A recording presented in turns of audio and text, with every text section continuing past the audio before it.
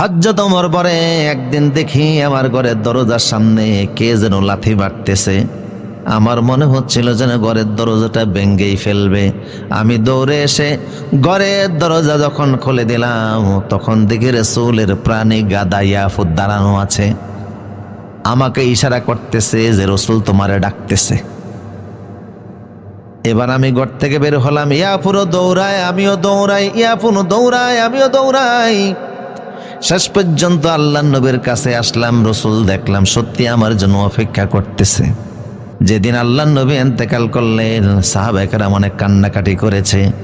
সন্ধ্যা হওয়ার পরে সকল সাহাবী ঘরে চলে গেছে। ইয়াফুর যাবে কোথায়?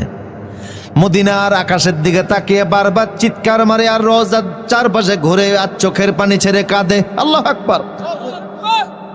একটা প্রাণী রাসূলকে কত ভালোবাসে, রওজার চারপাশে ঘুরে ঘুরে চোখের পানি ছাড়ে আর আকাশের দিকে তাকায়।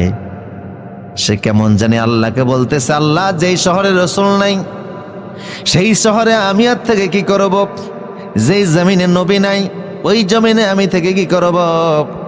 যেই দেশে রাসূল নাই ওই দেশে থেকে লাভ নাই। সে উহুদ পাহাড়ের দিকে একটা দৌড় দিল, সামনে একটা গাতা পেয়েছে, গাতার মধ্যে পড়ে তার জীবন শেষ হয়ে গেছে। ওই গাতাটাই তার জন্য কবর হয়ে গিয়েছে।